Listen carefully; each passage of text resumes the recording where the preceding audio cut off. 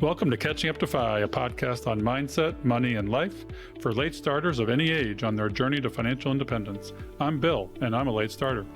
I'm Jackie, and I'm also a late starter, and we're your host. We're here to help you on your journey to financial independence, no matter where you're starting. We're going to talk to experts, other late starters, and explore topics related to our mission. Join us as we catch up to FI together.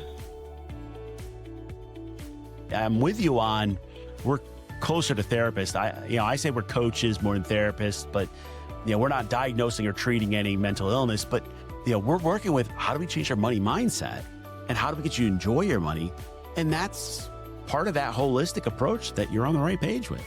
Yeah, it's trying to get everybody on the right page. Married couples that are coming from different directions and kids that have expectations that you can't meet. Everything's going to be fine because my parents will take care of me. No, that's not the case. You need to take care of yourself. The assumptions out there just kill me. Welcome to the Childfree Wealth podcast, hosted by Bree and Dr. J, certified financial planner.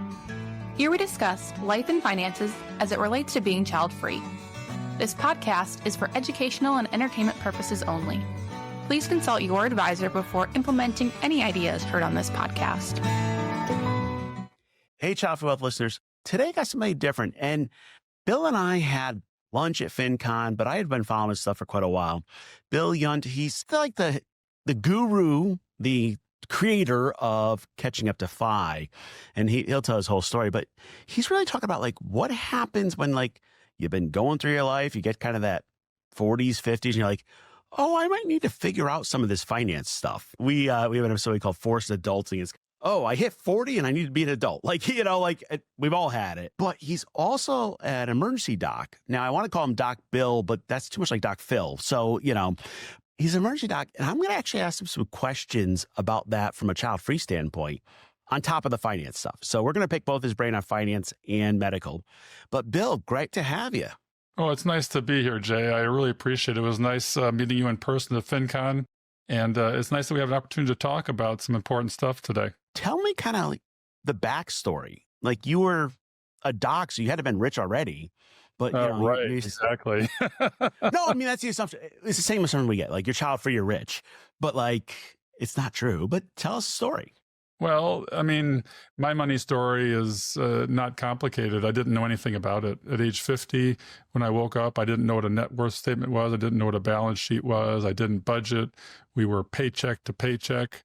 We'd bought the big houses, bought and leased the big cars.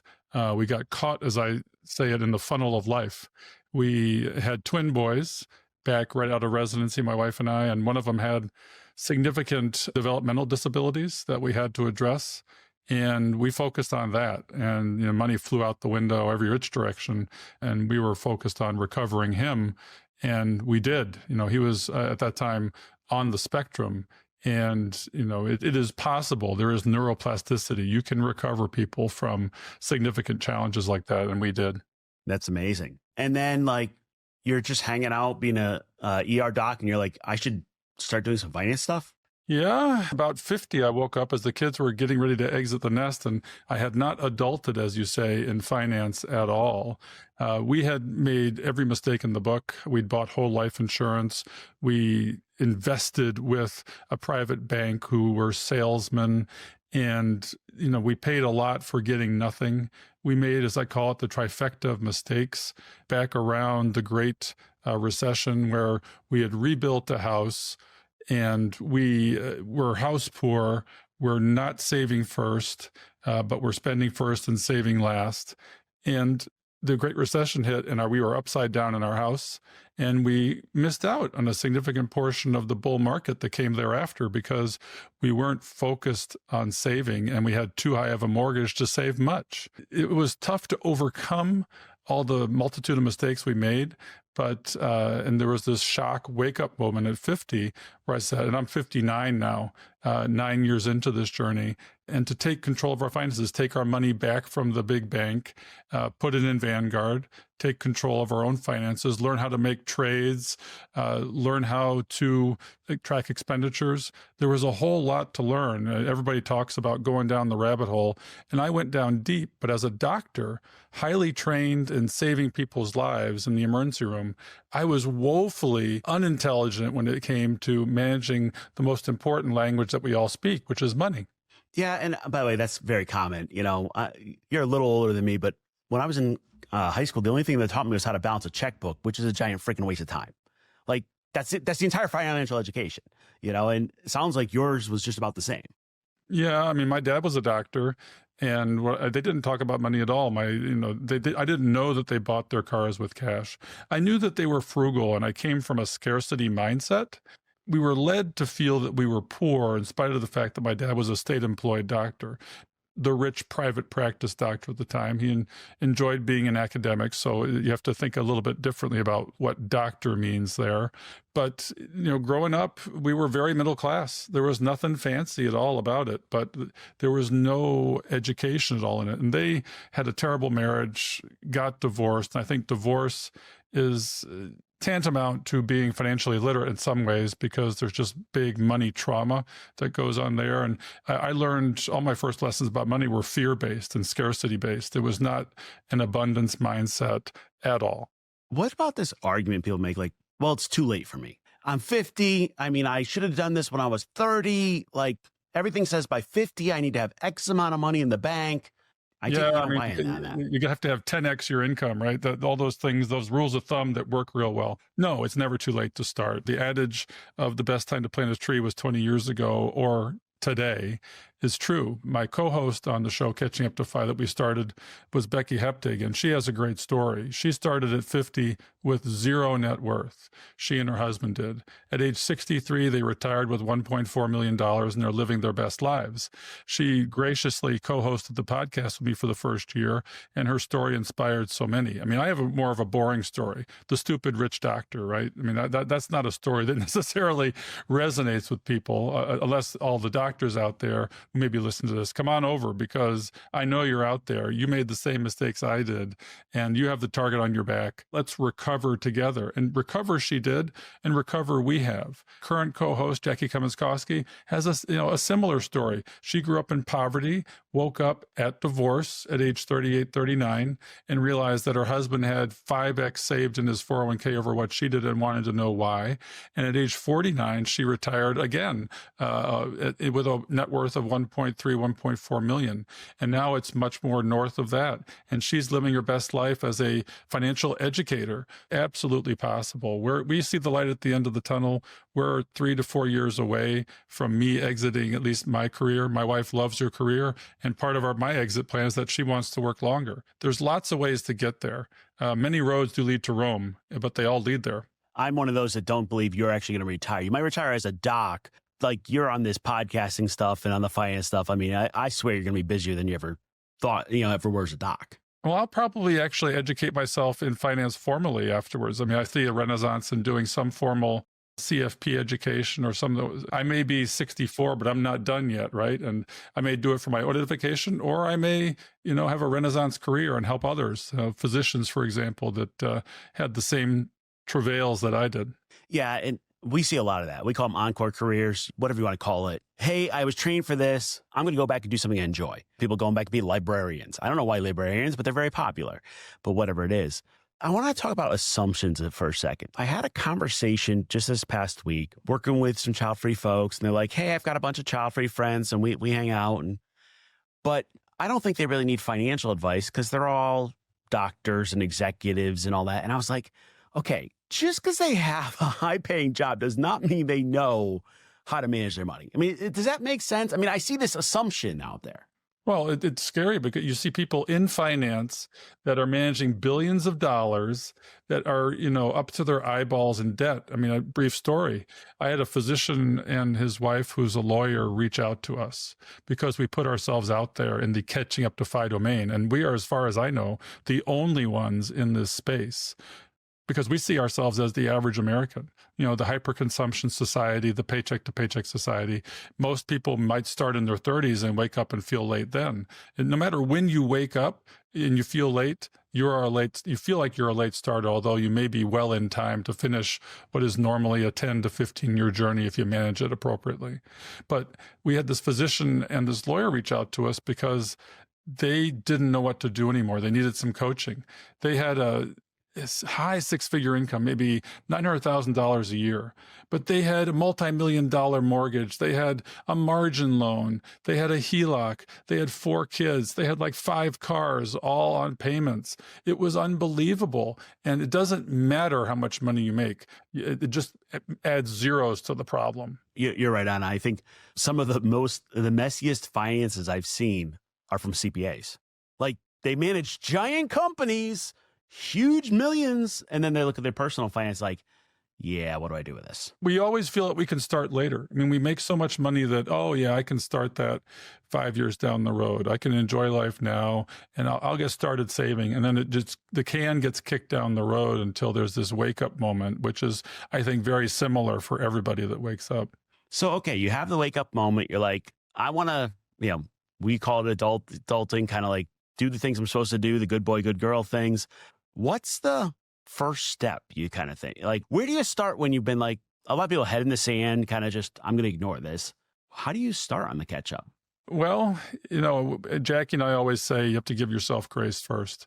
I got stuck in shame is where I got stuck for a while. And I got stuck in analysis paralysis because being the type A physician, I had to know everything about finances before I started. So I spent probably a year, you may not see all these books back here, but I spent probably a year reading a ton of books instead of just getting started too. There are some simple steps you can take where, just invest in index funds, start investing, go to your favorite custodian. Mine is Fidelity, but don't partner with them in the advisor standpoint. If you need some coaching, there are now a bevy of advice-only advisors out there to help coach you up to the point where you can do it yourself and DIY it. It's not that hard, but and the world of finance, as you know, is made to seem so overly complex and overwhelming that you can't do it without having your hand held. That's not true. But for me, it was just the first step was taking the money out of the private bank we were in and getting it somewhere else where I could manage it. And then I got caught up in complexity a little bit. I'm like, okay, if I have to catch up, I've got to push all these buttons and make sure that I have all these these asset classes involved and forward rebalance into 10 asset classes. And I had to gradually step back from that because where I landed was a pretty complex book, The Intelligent Asset Allocator by Bill Bernstein, because I'm a book reader. And that is one of the more complex books in investing I think I've read. I had to get out a financial calculator and learn how to use it in order to read the book. Start with the simple books. Yeah, people say the simple path to wealth, and they're not wrong. I believe in the keep it simple, stupid principle, and I've worked my way back from more complex to a very simple approach that, for example, my wife could manage if I was no longer here. You have to think not only about yourself, but who's going to pick up the pieces and who may not be as interested after you're gone, should that, tragically happen. It is just pause, give yourself grace, don't right away, and then you plan. Maybe you should Google, how do I make my own investor policy statement? Because financial planning isn't just what investments I pick. There's so much more to it. And you've got to get your insurances in place. You've got to get your will and trust and legal documents in place, powers of attorney. There's so much that you've got to get done, and it can seem overwhelming. So that's why you need to write out a plan. You need to write it down. You need to sign it with your spouse, and then you need to gradually knock things off the list. I'm with you. I spent this morning looking at a client's prospects stuff, and the amount of fees they were paying to their investment advisor is crazy. Investment can be very simple, okay? And it works. We offer both advice only, or we'll do investment management at the same price. But like the investment's the easy part. It's the other stuff that is hard, like my life planning, my estate planning, my long-term care planning, all the other pieces that people don't think about. You're investing, you could set the 3 fund like in the Simple Path to Wealth, set it, forget it, and call it a day. They got VTSAX and chill. I don't care. Like, you can do all from those structures. It does not have to be complex. And I'm going to argue, if you're ever taking out a financial calculator, you went too far. I definitely did. But that was accidentally where I landed, because Bill Bernstein was a neurologist, and he's a highly intelligent man in many ways, and he's a historian. But that's how he started, because he was sort of a complex thinker. And I landed a little bit wrongly, and it took me a while to unwind that, actually. So it is important where you start, and to start simple really is the answer. But we think that we can't do that because we've got to do more to catch up. There's some easy button. There's not an easy button. You've just got to invest in the market. That does 80-90% of the work. You got to figure out your risk portfolio a little bit. You got to figure out, okay, what's my tolerance? And maybe get some advice from somebody on how to figure that out. It's not from a questionnaire. It's like, how can you sleep at night when your investments are working for you? There are some basic principles that you've got to get right before you start down the road of, picking an asset allocation that you can stick with for 20, 30, 40, 50-year journey. Yeah, I mean, the tagline for my new book is, hey, we want to make your finances simple so your life can be amazing. Let's make it as simple as possible. And it's interesting because we were working with some marketing groups and, working on the website and all that. And they're like, I don't think people are going to buy financial planning that's simple. And I'm like, then we have a problem. I'm not trying to say, here's a complex plan. Here's just somebody to help you through it. And it's interesting. We have this picture that like fancier is going to get you better. And the old school question is, hey, do you want your investments to be sexy or you want them to work? And it's just the simple good behaviors that matter, not did I invest in this new cool thing? Yeah, I mean, I've been reading Carl Richards a lot lately, and you have the one-page financial plan. The important things should be able to be written down on one page. And you don't need, like our private bank gave us, an inch-thick book with all the Monte Carlo simulations and bells and whistles where they make it look so complex, you're like scared. Yeah, you take care of it. I don't want to take care of this. That looks too complicated. Yeah, I'm with you. I think, especially for our child-free clients, there's a lot of advice out there that doesn't necessarily fit them, so we have to figure out other ways around it. And I want to ask you a specific question about that. And I'm going to put your doc hat on for a minute. One of the discussions we've been having, a large percentage of our folks are soloists, single, no kids. What happens when you go into the ER and you don't have a power of attorney and you don't have kids to be your next of kin? Oh, that's a challenge. It happens almost every day. If you're single and you come into the ER and it's not tattooed on your head, DNR, we have no idea what to do. And you're not going to necessarily have your paperwork there. If you're coming from a nursing home, not always, but a lot of the time you will have paperwork with you with your wishes outlined.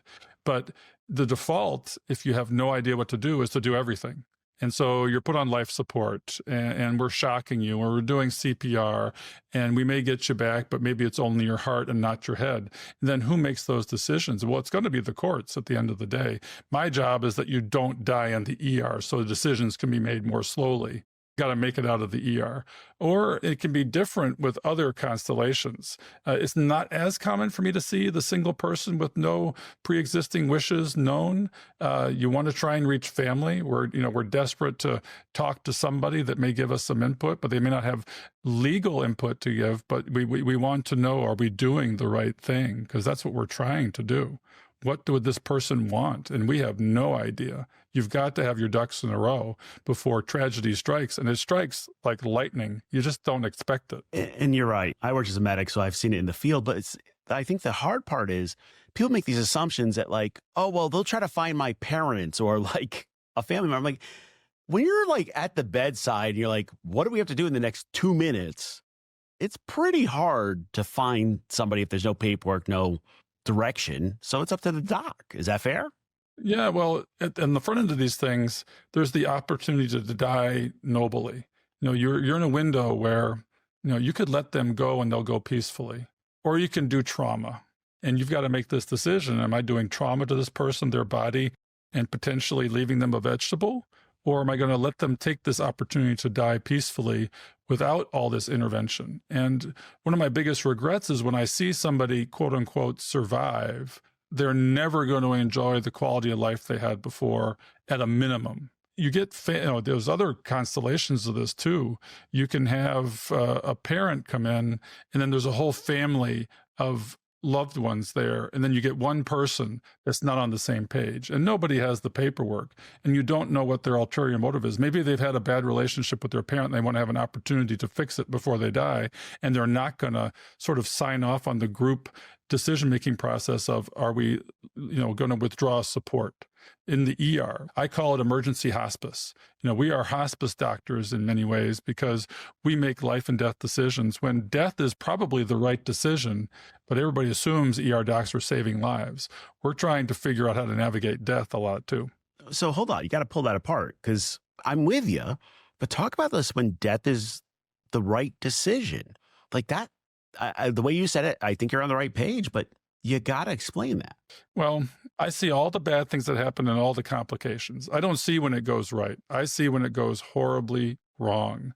And I know that I wouldn't want done to me what I do to people if I was in that situation. And in my case, I have a spouse and I'm reliant on her, and I do have all my powers of attorney in place. But that paperwork is good for times when you make it to the ICU, but it's really not good for the ER, because in the ER, you're operating in a black hole. The paperwork's not there. You're not lined up. That's why the default is to save a life, meaning a body, and get them to a place where the decisions can be made, where people can get their ducks in a row.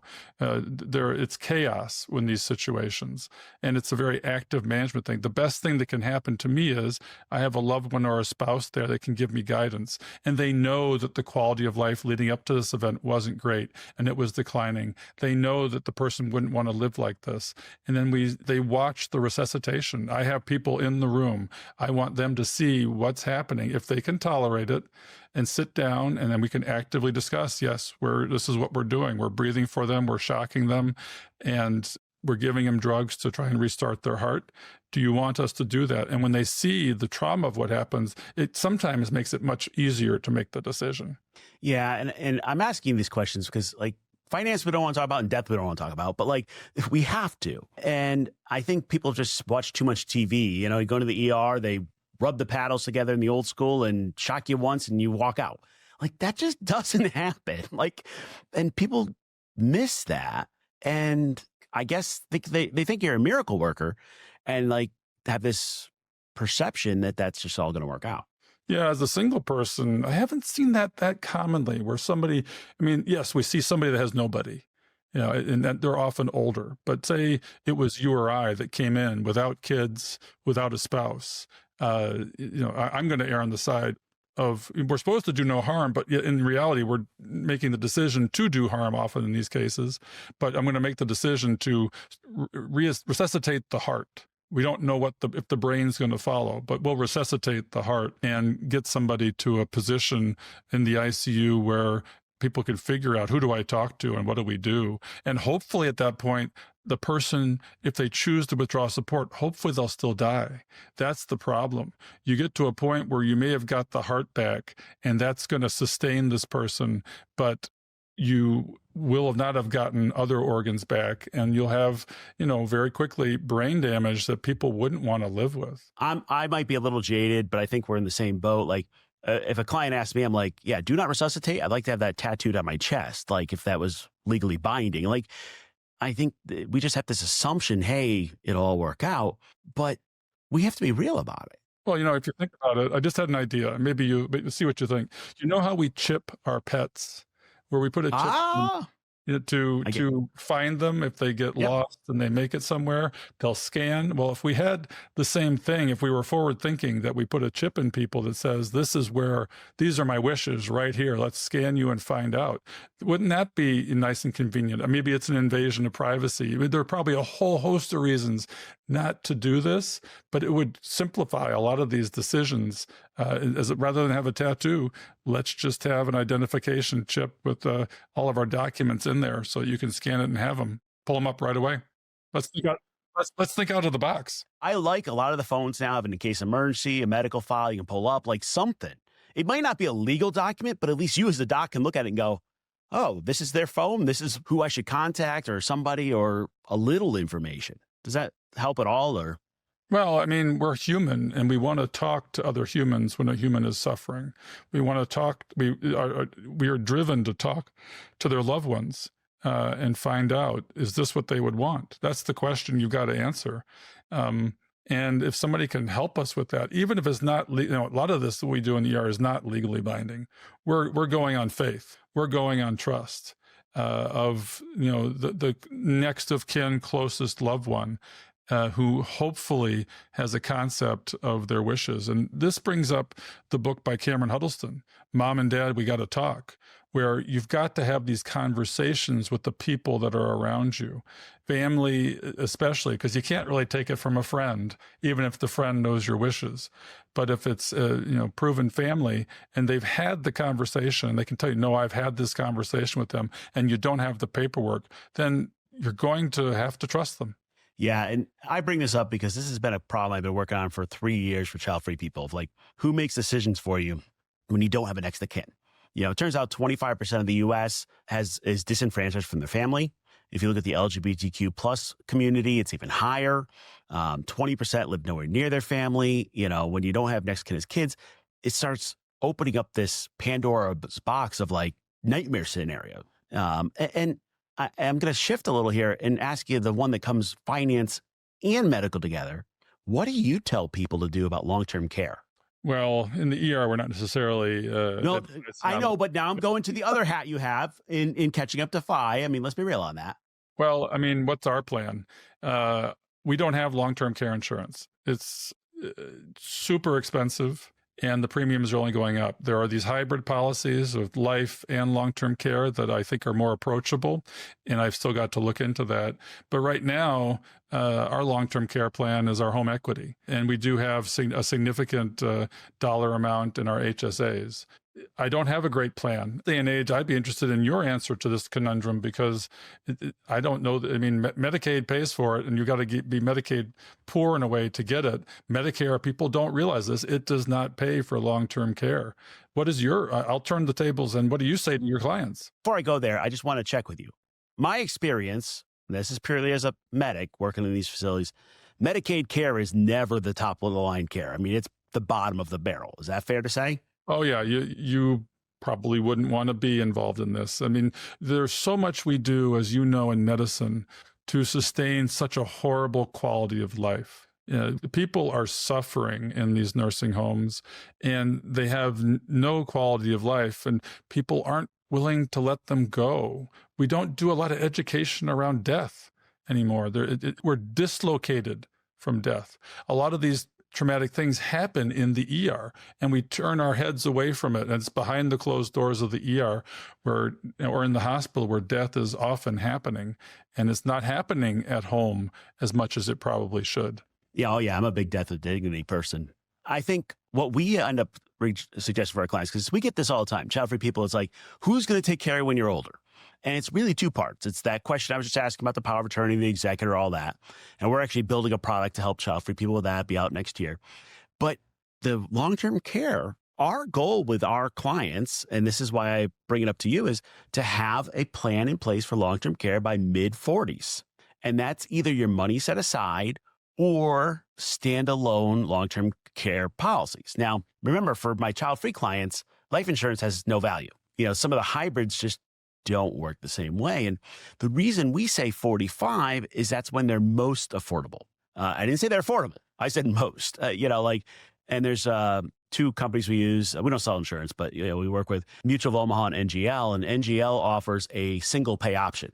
You pay it all up front, and it's got an inflation rider on there. You don't have to worry about your premiums going up. What we tend to find is if you have people with between about $500,000 and $3 million of net worth, that long-term care insurance on a single pay might be a good option for them. Now, every once in a while, somebody asks you, well, what happens if I buy it and I don't use it? And my answer is, you won the game. If you never have to go to long-term care, you won. I don't care what the answer is. But the home equity issue, first of all, a lot of child-free people rent, and we're okay with that because it's a different way of life. But the problem is, as a couple, the first person to go in long-term care can mess up the financials of the second person. And that's where it starts getting sticky, because what we tend to see is that the first person go to long-term care, they'll take out the reverse mortgage or things like that, because I don't want to see my family in a Medicaid facility. Let's be real. Like, no, medics joke that, if you ever see me in one of those facilities, you just like come over with a pillow and end it. And what happens is people then put all of their money into taking care of their loved one, quote unquote. And the result is when their loved one passes, because it will happen, they're broke. And now they have the rest of their life to go. Yeah. And then you hear about Medicaid divorces for that reason, where a couple will get divorced so that the finances of the one that needs long-term care are such that they can get Medicaid for their... It's a real problem. I'd be curious to know, what do these single premium policies at 45 cost, say, the average American to buy? So I just did this for a couple earlier 40s, but close enough in age. And the reason we do mid 40s, by the way, is your health impacts it, but also the health of your parents. So the earlier you do it, the more likely you're better off. If you have, if one of your parents has dementia or Alzheimer's, your cost goes up by 50%-ish. If both of them have it, you can't even get a policy. So I just did one for a couple. Right now, it's based on a $250 daily limit, which is, covers the average in nursing home care. This actually covers in-home, assisted living or nursing up to that level. 3% inflation rider, 90-day elimination period. And it was about just shy of $200,000 for the single pay. And that might sound like a lot of money, but if you're going to pay out of pocket for that same couple, I say you got to put $500,000 aside purely for long-term care and let that grow. So it actually works out cheaper. Yeah, I mean, it's kind of like an annuity of sorts, really, with inflation adjustment. Not that expensive, but you have to have been prudent with your wealth to get to the point where you have that excess cash to throw at policies. And we don't get educated on finances, let alone, the strategy around long-term care. I have not seen that out there. You're very much a proactive leader in the space by who you are. So I'm learning something right now. Well, and I think the issue is people don't want to talk about their finances. They sure as hell don't want to talk about, dying and the end of life and all that other stuff. And I have a lot of clients that are like, hey, if I had my way, I would do the opt-out. I'd go to the suicide pods in Switzerland. I'm like, our laws are so screwed up. My dog gets sick, we can put him down and he's out of, he can rest in peace. But for humans, we got to pay millions of dollars for long-term care. Well, you bring up a topic near and dear to my heart, actually, because we do take better care of our pets than we do of our own humans. We absolutely do. And I'm a big proponent of death with dignity and euthanasia when appropriate. I would want it for myself. Exactly. The joking, so my family's got a large Alzheimer's history. I've always told my wife, I said, when I can't tie my own shoes, take me out back and, old Yeller. And I don't want to put that on her, but the joke of it is, of course, I wear shoes that slip on. That way I don't have to tie them because otherwise she might get.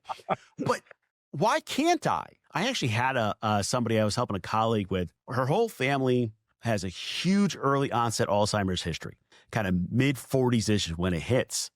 And she was like, I want death with dignity. Her sister was like, I'm happy to take you to Switzerland to those pods or whatever I got to do. And we were trying to figure out how to write her paperwork to legally do this. There was no answer. It's just those silly things. And she had seen her mother and her grandparents and others. One of the things people forget is Alzheimer's is awfully not a terminal disease on its own. You can go long times, and she's seen families spend 10 years with no connection to the world. And that, to me, scares the living daylights out of me. Well, the hardest thing there is it's hard to know when to pull the trigger. When is the right time to pull the trigger, so to speak? Not the gun, but just to pull the trigger on, death with dignity. When has it reached the tipping point? For me, the answer is the family is suffering watching their loved one suffer. When the family is suffering and having a hard time seeing how this person's life has evolved and what their quality of life is, then you're at that point. And what do you think? Well, I'm with you. And actually, I was reviewing somebody's documents the other day, and they had a 1.5-page kind of document. I don't know if this is legal in all states. I'm not a lawyer, but it was like, hey, if I don't know my family, if I'm not eating on my own, if I have a diagnosis of Alzheimer's, dementia, advanced cognitive decline, withdraw food and water and let me go. And I was like, well, that's interesting. Like it was like 15 different categories. And I was like, that's interesting. I think when you're talking about the family, the problem is that's exactly the assumptions that hurt my child-free clients. So 32% of child-free folks will never marry. So you have no next of kin. If the bar is that their family can't deal with it, we're never going to hit the bar because we don't have the family for it or the kids for it. I always argue that we have a family, it's just not kids. To me, it's a quality of life question. If I don't know what's going on in the world, if I don't know my own name, I don't know other people's names, I can't communicate, I just don't have a connection to the world, what's the point of continuing? And that's hard to say, but that is the truth. Yeah, I mean, it works in reverse too, because what if you're estranged from your parents and you're single, no kids, and then they haven't managed their finances well, and all of a sudden you've got kids, you've got people that with health issues that are deteriorating, that you can't stomach watching their quality of life deteriorate if you can help. And when do you say, no, this is going to devastate my finances too much to help them? So we actually have that built into our plan. We have a program called the 8 No Baby Steps, and step 7 is what's your plan for your parents. And we intentionally, with our clients, I just did this with somebody, clients in their 30s, the parents are in their 60s. We'll sit down with the parents and talk about what are their wishes, what's their finances look like, what's their situation. And what we tend to find is that the parents are either broker than we thought or richer than we thought. It's kind of like there's a big split between them. Well, I had somebody who said, hey, I was going to, we'll take care of our parents. We love them. We'll do our thing. And they said, we'll cover their long-term care. I said, okay. They have 3 parents between them. I said, today's dollars, that's $750,000. They were like, that's not what I meant. I'm like, well, that is what it is. Yeah, until it costs money, right? Well, I mean, they actually were willing to spend a couple of $100,000, but there's a big difference between $102,000 to help my family and $750,000. And we don't have these conversations with our parents, and it's all the shame and all the other stuff come with it. But it's kind of the flip side of your catching up to FI argument that people can fix it at any time. We're like, you need to know your parents' finances and know how you can support them or not, and how to set boundaries. And by the way, are you named as a power of attorney, executor? Do you have to make the decisions? But we don't talk about this stuff. Well, that's what Cameron Huddleston is all about, because you do get scary black boxes where you had no idea what was behind the curtain. And I think it's the boomer generation. My mom doesn't talk about this stuff. I try and talk to her about it, but she says, I don't want to talk to you about my death or how much I am worth. And I'm like, well, I just asked, do you have a plan for when you can't live in your house anymore? You live in a split level home. You're 86. You're going to fall and break your hip. It's almost inevitable. What's going to happen when that happens, other than it turn into a catastrophe where you're trying to sort it out in the emergency room? And I hate these catastrophes where there was absolutely no planning. And what happens when, the hospital is done with you? They fixed your hip.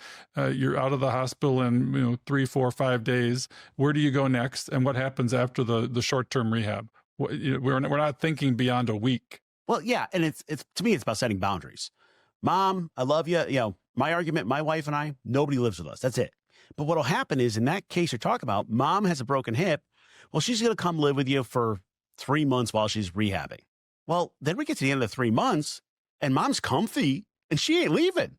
And you're like, Mom, I did not mean you're leaving with me for the rest of my life. And we get this, we call it the child-free financial bingo, which is like, well, you don't have kids, so you can take care of mom. A lot of our single clients are like, because you don't have a spouse and you don't have kids, you can move in with mom. I'm like, none of those are appropriate assumptions. We need to be having these conversations. Yeah, I mean, one of the biggest gifts my parents gave me was that they were financially independent to this point, before long-term care issues, and they're in their late 80s. I can't imagine what life would have been in the sandwich generation if we were dealing with our kid issues and our parents' issues at the same time. It's going to come. I lose sleep over these decisions. Between me and my sister, I have a disabled brother who is dependent socially, emotionally on my mom, is able to live independently, but what happens to her falls to us, and it's going to be a problem. And it can't be fixed because she won't talk about it. Oh, yeah. I just had this conversation with somebody. They have a brother who has special needs, considerable, never will be on own independence. And mom just told him, hey, by the way, when I die, you're the guardian. She's like, I didn't sign him to have kids in the first place. And now mom's saying I got to spend, because let's be real, her brother's about the same age. So spend the rest of my life taking care of him. That's hard. Yeah, I mean, you didn't sign up for it. Just because they had the child doesn't mean you signed up for being the caregiver. No, I don't know. I mean, let's be real. If you can't get your mom to talk about it, that's not a good sign for others. I mean, I joke with my clients. I tell them all to blame me. But like, hey, I talked to Dr. J. He says, I got to ask you these questions. I don't want to talk about it, but answer these questions. And sometimes you can blame a financial planner. And I have a couple meetings that set up next week for this. I'll sit down with their parents and ask the questions. So we'll put my child-free client, their parent, and me in a room and say, all right, what is your plan for long-term care? What does your will say? What is your power of attorney? What do you want? And it's amazing. It's really hard to start the conversation, but once you do, it gets to the good stuff that really can bring you closer, but it gets you just to understand. Here's what we do in case of an emergency. Financial planning is holistic. It's an art, just like medicine's an art. We can talk about George Kinder and life planning because he's pivotal. He's not a name that everybody has heard about in the financial planning industry, but he, created a holistic life planning situation, and he talks to his clients and finds out the answers. As a financial planner, you're a therapist. Probably more than you realize when you sign up for this. It's not about the numbers. And I know that my mom's financial planner is not truly a planner because he didn't invite us in to have these discussions with her. I mean, supposedly they have a plan. She just says, call my lawyer, call my financial planner. I'm like, well, let's talk before it gets to that phone call.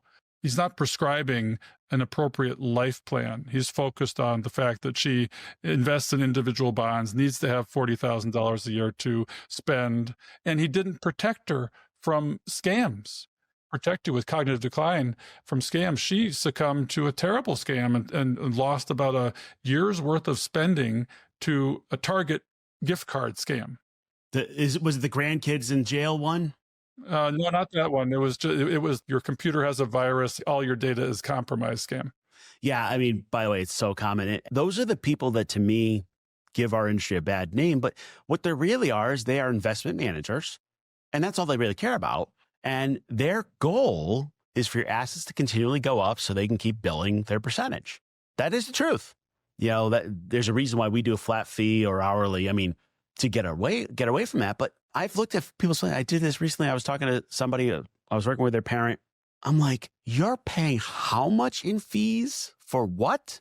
And they went to their local guy that everybody in the area goes to, and it was tens of thousands of dollars of fees. And I said, okay, has he talked to you about your will? No. Has he talked about long-term care? No. Has he talked to you about how to talk to your family? No.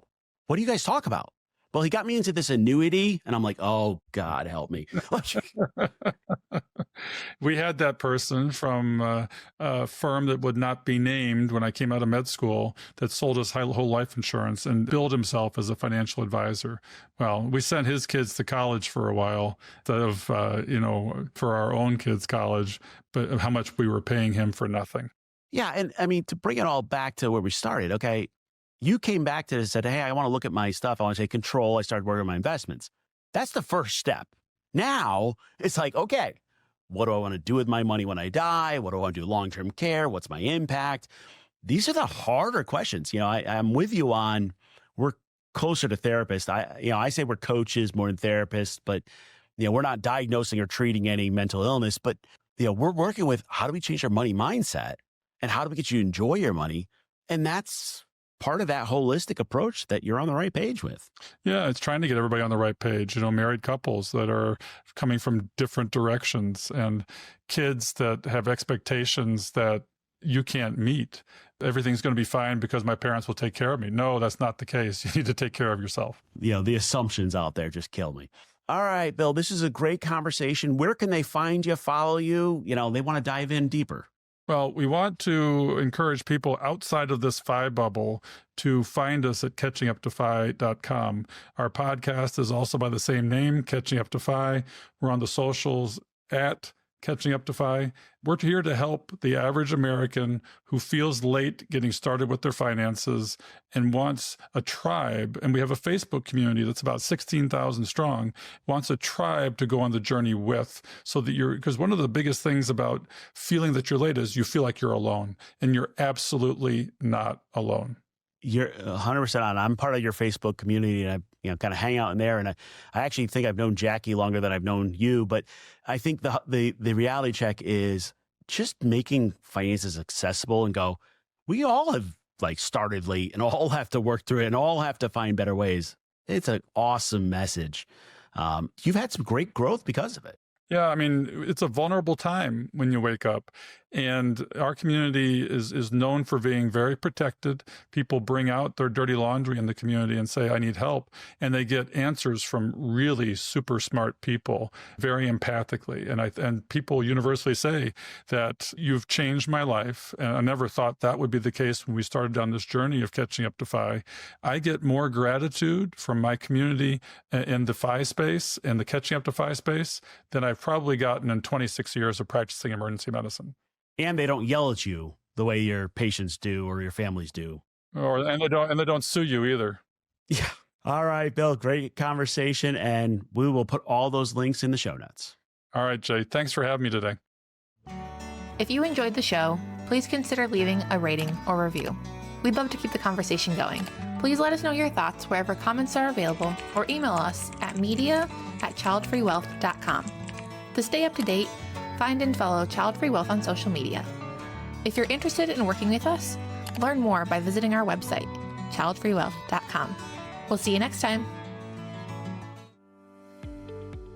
So, Bill, as you know, we cannot do this show without our amazing staff and the people that help us put this on. Our social media maven is Diana Falk, and our editor is Fritz Brizard. We love them, and they keep us going. Yeah, Jackie, I mean, this show wouldn't have the quality it has without our folks, our peeps. And we'd also like to give you a few calls to action for the show. We love our community, and we hope you love us back. If you would like to support the show and our mission to help late starters, you can do that at Buy Me a Coffee, which is a platform that allows you to make a donation. The link is in the show notes and on the website.